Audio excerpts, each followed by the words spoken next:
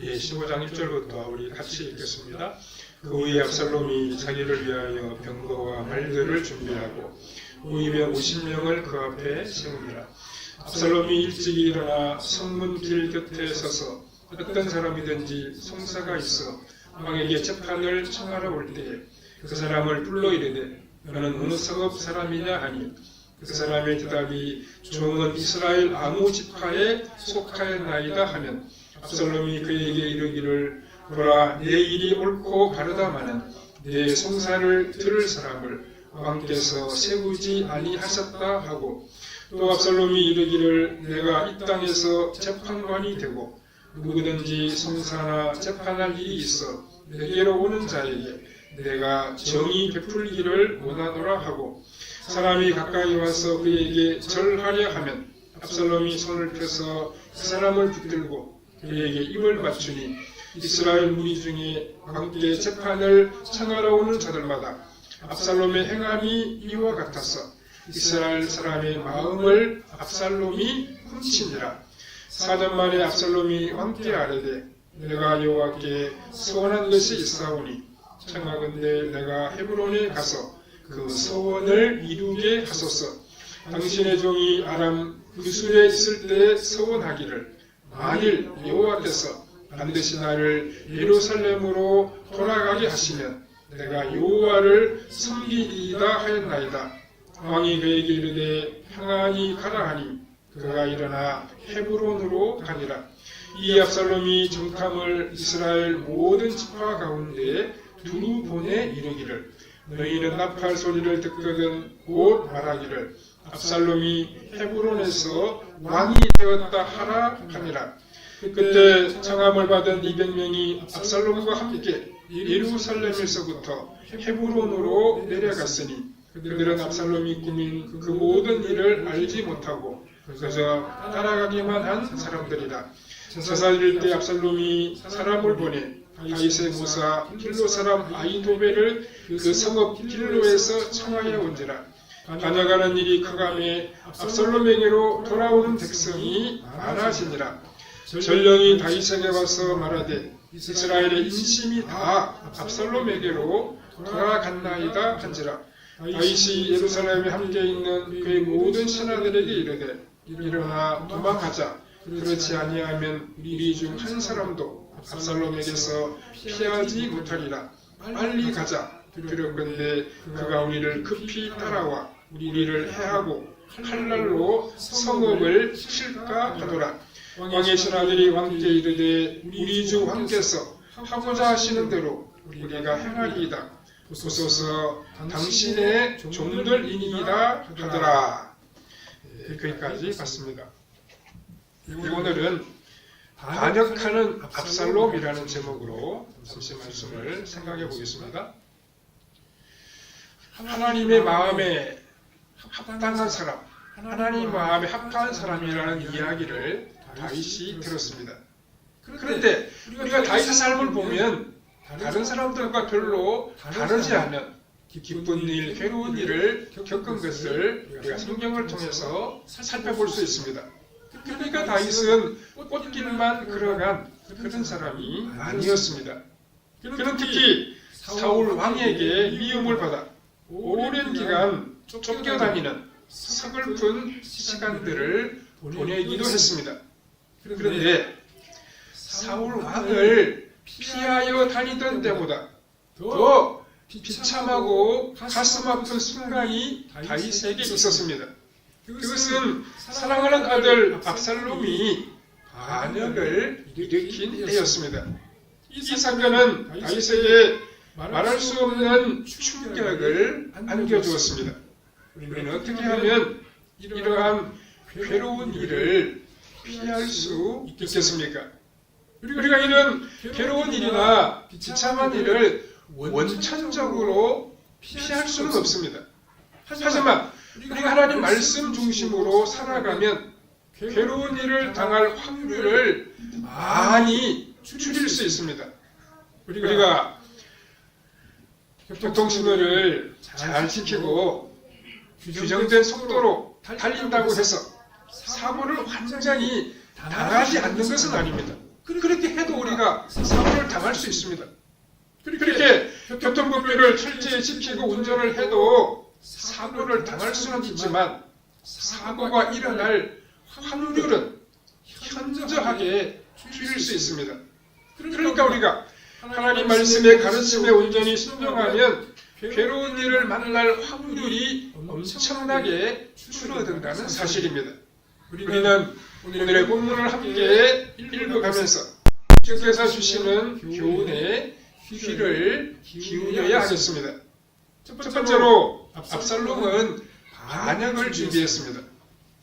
아들이 아버지에게서 왕위를 빼앗는 일이 일어날 경우는 아버지가 너무나도 무능하거나 또 왕위를 찬탈한 아들이 악할 때일 것입니다.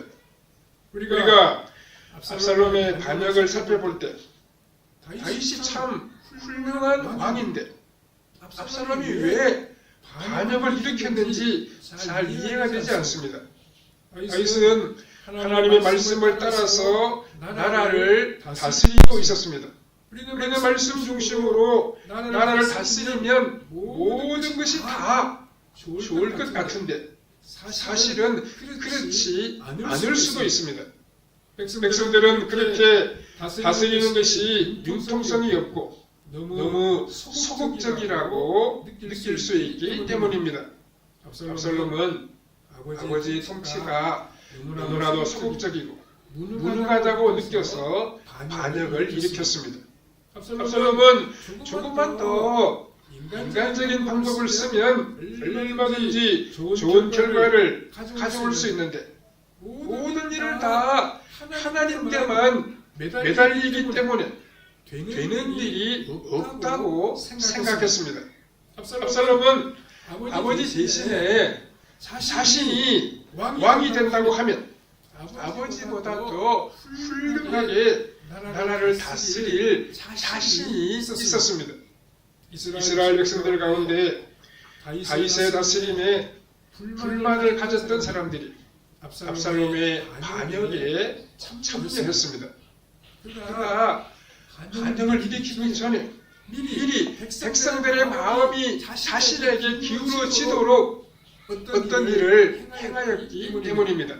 1절을 보시면 그 후에 압살롬이 자기를 위하여 병거와 말들을 준비하고 호위병 550명을 그 앞에 세우니라 라고 했습니다. 여기에서부터 다윗과 압살롬의 차이가 드러나고 있습니다. 하나님은 이스라엘 왕에게 말이나 병거를 사용하지 못하게 하셨습니다. 왜냐하면 말이나 병거를 사용하면 하나님을 의지하지 않고 이런 무기의 힘을 의지하게 되기 때문입니다. 그러나 압살롬은 이런 하나님의 말씀보다 병거를 가지면 군사적으로 유리하다고 생각하고 말과 병거를 포기하지 아니했습니다. 그러니까 압살롬은 말씀보다 눈앞에 보이는 실리적인 것에 관심을 가졌다는 말씀입니다. 또 하나님은 이스라엘 왕이 많은 경호원을 두지 못하게 했습니다. 왜냐하면 왕은 하나님의 대리자에 불과하기 때문에 지나치게 왕 자신을 나타내거나 과시해서는 안 되기 때문입니다. 그래서 다윗은 보통의 이스라엘 사람들과 비슷하게 살아가려고 노력했습니다. 하지만 압살롬은 이런 것들이 왕의 채통을 살리지 못한다고 생각했습니다. 너무 말씀만을 따르면 융통성이 없다고 그렇게 압살롬이 생각했던 것입니다. 이러한 압살롬의 방식을 백성들 가운데 좋아하는 사람들이 생겨나게 되었습니다. 그리고 압살롬은 사람들의 문제를 재판해주는 과정에서도 자신의 능력을 나타내었습니다. 2절과 3절에 보면 압살롬이 일찍이 일어나 성문길 곁에 서서 어떤 사람이든지 송사가 있어 왕에게 재판을 청하러 올 때 그 사람을 불러 이르되 너는 어느 성읍 사람이냐 하니 그 사람의 대답이 종은 이스라엘 아무 지파에 속하였나이다 하면 압살롬이 그에게 이르기를 보라 내 일이 옳고 바르다마는 내 송사를 들을 사람을 왕께서 세우지 아니하셨다 하고 이렇게 기록하고 있습니다. 재판을 할 때 하나님 말씀은 어떻습니까? 하나님 말씀은 옳은 것은 분명히 옳은 것이고 잘못된 것은 틀렸다고 그렇게 분명하게 결판을 내게 됩니다. 그러니까 말씀은 너무 융통성이 없습니다. 그런데 백성들은 지나치게 하나님의 말씀으로 재판하는 사람을 인간성이 없다고, 인간미가 없다고 그렇게 생각했습니다. 하지만 압살롬은 개인의 일에 좀 더 깊이 관심을 가져주었습니다. 그렇게 함으로 백성들은 이 압살롬의 인간적인 방법에 큰 매력을 느끼게 되었습니다. 우리가 신앙적으로 다른 사람의 문제를 도와줄 때 철저하게 그 사람 스스로 일어설 수 있도록 도와주는 것이 좋습니다. 즉 성경적인 방법은 그 사람이 나에게 지나치게 의존할 정도로는 도와주지 않는 것이 원칙입니다. 그러나 압살롬은 다른 사람의 모든 어려운 문제를 자신이 다 책임지겠다는 식으로 접근했습니다. 그렇게 함으로 백성들이 압살롬을 좋아하게 되었습니다. 신사적인 사람은 자신이 책임질 수 없는 부분까지 다른 사람의 문제에 끼어들지 않습니다.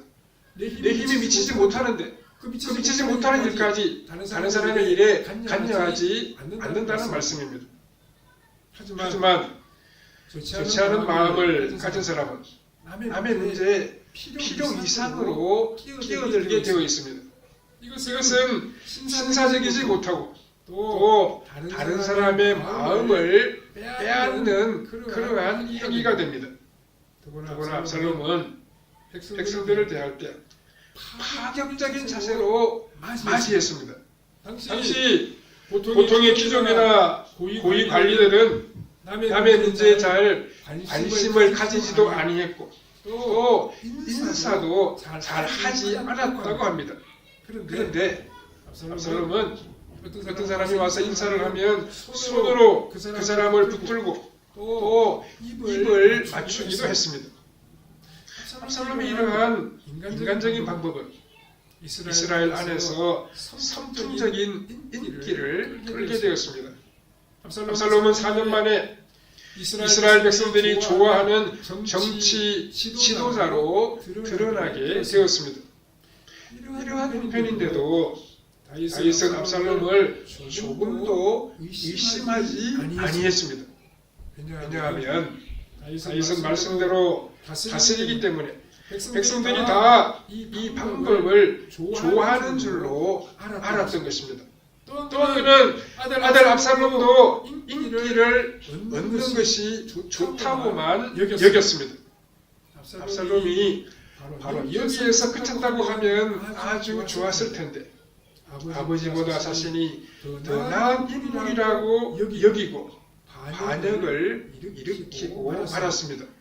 다윗은 신앙적으로만 다스리려고 했기 때문에 왕의 자리를 아들 압살롬에게 빼앗기게 되었습니다. 두 번째로 압살롬은 반역을 일으켰습니다. 압살롬은 다윗이 처음 왕이 되었던 헤브론에서 반역을 일으켰습니다.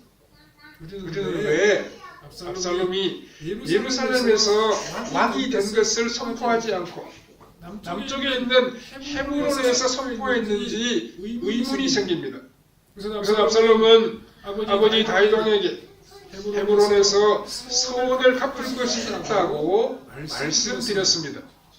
7절과 8절에 보면 4년 만에 압살롬이 왕께 아뢰되 내가 여호와께 서원한 것이 있사오니 청하건대 내가 헤브론에 가서 그 서원을 이루게 하소서. 당신의 종이 아람 그술에 있을 때 서원하기를 만일 여호와께서 반드시 나를 예루살렘으로 돌아가게 하시면 내가 여호와를 섬기리이다 하였나이다 라고 했습니다. 아들 압살롬은 아버지 다윗을 너무나도 잘 알고 있었습니다. 도망자 생활을 했던 다윗은 압살롬이 도망자 생활을 할 때 서원하는 것을 이야기하면 절대로 그것을 거절할 수가 없었습니다.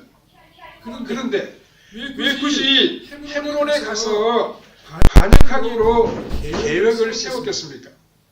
자세한 이유를 알 수 없지만 헤브론은 다윗의 정치적인 기반이었고 근거지였습니다. 다윗은 지금 예루살렘에서 다스리고 있지만 그의 가장 큰 정치적인 지지 세력은 헤브론에 있었습니다. 그리고 사실 다윗은 처음에 헤브론에서 왕이 되었습니다.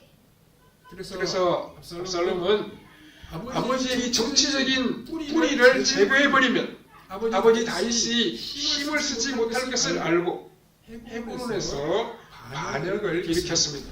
그래서 다윗은 한순간에 뿌리가 굽힌 나무와 같이 되고 말았던 것입니다. 압살롬은 헤브론에서 세 가지 방법으로 반역을 일으켰습니다.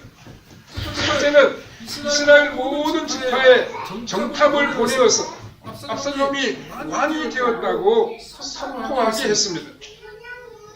10절을 보시면 이 압살롬이 정탐을 이스라엘 모든 지파 가운데 두루문에 이르기를 너희는 나 발소리를 듣거든 곧 말하기를 압살롬이 헤브론에서 왕이 되었다 하니라 라고 했습니다.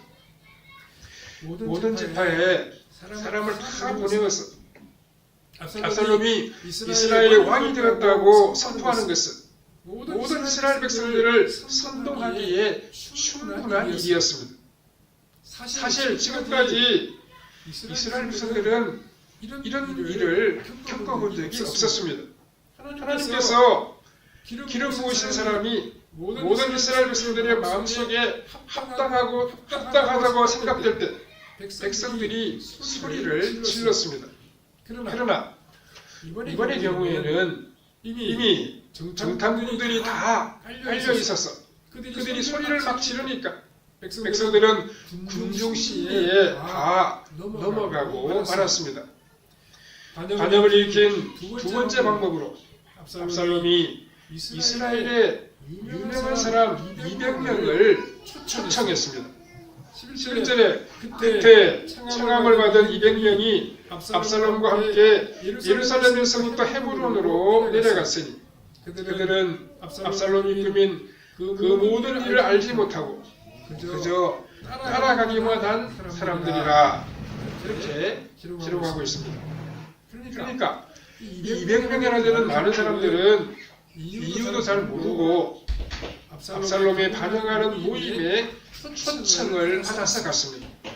압살롬은 사람들로부터 자신이 지지받고 있다는 사실을 알리기를 원했습니다.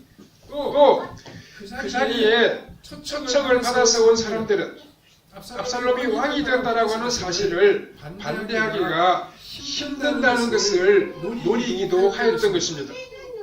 반역을 일으킨 세 번째 방법으로는 압살롬이 아히도멜이라고 하는 천재를 자신의 편으로 끌어들인 것입니다. 12절에 제사 드릴 때 압살롬이 사람을 보내 다윗의 모사 길로 사람 아히도멜을 그에서 높은 길로에서부터 청하여 온지라. 반역하는 일이 커짐에 압살롬에게로 돌아오는 백성이 많아지니라 라고 했습니다. 압살롬은 백성들로부터 이제 큰 인기를 얻고 있었기 때문에 압살롬의 반역을 지지하는 사람들이 점차적으로 많아지게 되었습니다. 즉 다윗의 통치에 실정을 느끼고 인간적인 방법을 좋아하는 백성들이 더 많았던 것입니다. 이것은 다윗이 이스라엘 백성들에게도 배반을 당한 것을 의미합니다.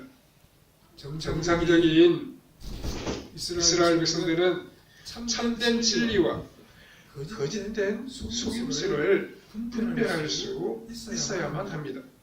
그러나 그것을 분별하지 못한 백성들은 다윗의 통치가 너무나도 답답하고 비인간적이라고 생각해서 압살롬에게로 돌아서게 되었습니다. 이것은 다윗에게도 문제가 됩니다. 왜냐하면 바른 진리는 결국 이런 식으로 답답해서는 안 되기 때문입니다. 하나님의 진리가 감동적이고 실제적이지 못한 이유는 그동안 너무 습관에 젖어서 경직되게 행정을 해왔기 때문입니다. 하나님의 백성은 늘 새로워야 합니다. 늘 새롭지 못하다는 것은 이미 습관적으로 신앙생활을 하고 있다는 사실을 보여주는 것입니다. 오늘날 교회가 시험에 빠지는 일이 생기는 것은 너무나도 안일하고 틀에만 매여 가르치니까 잘못된 가르침에 교인들이 현혹을 당하게 되는 것입니다. 세 번째로 다윗은 망명을 떠나게 되었습니다. 아들 압살롬이 반역을 일으켰다는 소식을 듣고 다윗은 큰 충격을 받았습니다. 있는 도끼에 발등을 찍힌 것과 같았습니다. 그리고 압살롬이 반역을 일으킨 장소가 헤브론이고 모든 지파에서 압살롬이 왕이 되었음을 선포했다는 소식을 듣고 다윗은 이 반역이 심각한 사태에 도달했음을 알게 되었습니다. 13절에 전령이 다윗에게 와서 말하되 이스라엘의 인심이 다 압살롬에게로 돌아간다이다 한지라 라고 했습니다. 다윗은 백성들의 마음이 이미 자신을 떠나서 압살롬에게 갔으므로 예루살렘을 떠나 도망가야 한다고 생각했습니다. 14절에 다윗이 예루살렘에 함께 있는 모든 신하들에게 이르되 일어나 도망하자. 그렇지 아니하면 우리 중 한 사람도 압살롬에게서 피하지 못하리라. 빨리 가자. 두렵건대 그가 우리를 급히 따라와 우리를 해하고 칼날로 성읍을 칠까 하노라. 이렇게 기록하고 있습니다. 다윗은 너무나도 빨리 수도 예루살렘을 포기하기로 결정했습니다. 그렇게 한 것은 먼저 압살롬의 반역이 급작스럽게 일어났기 때문에 누가 누구의 편에 서 있는지를 알 수가 없었기 때문입니다. 다윗은 이것이 염려가 되었습니다. 예루살렘 안에서도 상당수의 사람들이 압살롬을 지지하는 것 같았으며 또 누가 어느 편에 가담했는지를 알지를 못했습니다. 이것은 나중에 압살롬이 망하는 데에도 치명적인 역할을 하게 됩니다. 즉 압살롬도 너무나도 급하게 반역을 일으켰기 때문에 누가 정확하게 자신의 편에 속했는지 어떤 사람이 아버지 다윗의 편에 서 있는지를 알지 못했습니다. 그래서 나중에 보면 다윗이 스파이 역할을 할 사람을 압살롬의 신하로 보내는 그런 일도 일어나게 됩니다. 또 다윗이 예루살렘을 빨리 포기한 것은 이 예루살렘 성이 아버지와 아들이 싸우는 전쟁터가 되는 것을 원하지 않았기 때문입니다. 제2차 세계대전 때 파리 가까이에서 프랑스와 독일의 전투가 벌어졌습니다. 이때 프랑스 사람들은 파리를 그냥 순순히 정말 싸우지도 않고 독일 군대에게 다 통째로 내어주었습니다. 그 이유는 이 파리 시내에는 너무나도 귀한 문화재들이 많이 있었기 때문입니다. 그래서 나중에 파리를 다시 되찾을 줄로 믿고 파리를 전부 다 독일군에게 그냥 내어주고 말았던 것입니다. 마찬가지로 다윗은 예루살렘을 두고 아버지와 자식 사이에 치열한 싸움을 하는 것보다 다시 되찾을 것을 믿고 예루살렘을 바로 포기해버렸습니다. 다윗은 물론 사탄이 틈을 타서 일으킨 이 엄청난 시험인 압살롬의 반역을 자신이 하나님 앞에서 지은 죄 때문에 고난받는 것으로 그렇게 여겼습니다. 바세바와 지은 죄에 대하여 철저하게 회개했음에도 불구하고 하나님께서 자신을 왕의 자리에서 쫓아내신다고 생각했습니다. 다윗은 하나님이 자신을 낮추신다면 다시 회복시켜 주실 것도 믿고 지금 당하는 그 일을 그대로 다 받아들이기로 마음먹었습니다. 그래서 굳이 왕의 자리와 예루살렘을 고심하지 아니하고 도망을 가게 되었습니다. 다윗은 사탄이 일으킨 이 큰 시험도 온전히 하나님을 의지하고 그 하나님께 맡김으로 믿음으로 이겨 나갈 수 있었습니다. 우리는 믿었던 사람에게 배신을 당한다고 하면 아마 크게 절망하고 좌절을 당하게 될 것입니다. 특히 상대는 나의 모든 약점을 세밀하게 알고 있으므로 우리는 너무나도 불리하게 될 것입니다. 믿었던 사람에게 배신을 당하게 되면 처음에는 그 사람이 너무나도 믿고 또 용서가 잘 되지 아니할 것입니다. 하지만 시간이 지나면 배신할 수밖에 없는 우리 인간의 연약함에 대하여 우리는 이해하게 될 것입니다. 우리는 원치 않는 일이 우리 삶에 일어날 수 있음을 기억해야 됩니다. 우리 삶에 늘 좋은 일만, 기쁜 일만 있는 것이 아닙니다. 우리가 원하지 않는 일, 우리가 원하지 않는 괴로운 일도 우리가 때로는 당할 수도 있습니다. 우리가 그런 일을 당할 때 좌절하지 말고 낙심하지 말고 우리 삶의 모든 순간마다 하나님께 있음을 기억하고 하나님을 의지하고 하나님 우리의 더 좋은 길을 열어주실 것을 믿고 하나님 앞으로 나아가야 됩니다. 하나님 우리의 목자로 삼고 살아가면 하나님 우리에게 늘 은혜롭고 평안한 길로 복된 길로 인도하여 주실 것입니다. 사람을 의지하면 실망할 일도 생긴다는 사실을 알고 변함없이 우리를 붙드시고 도우시는 하나님을 온전히 신뢰하는 성도님들의 삶이 되시기를 바랍니다. 거룩하시고 자비로우신 하나님 감사합니다. 다윗이 아들의 반란으로 인하여 고통과 아픔을 당했지만 그래도 자기 자리를 생각하지 아니하고 백성들의 안위를 생각하며 나라를 생각하는 마음을 가졌다는 사실을 우리 함께 생각해 보았습니다. 우리가 살아갈 때 우리가 원치 않은 일 혹은 배신당하는 일이 일어난다고 할지라도 우리가 낙심하지 않게 하시고 하나님을 더욱 사랑하며 하나님 말씀 가운데 굳게 살아가는 우리의 신앙생활이 되게 해주시기를 원하옵고 예수님의 거룩하신 이름으로 기도하옵나이다. 아멘.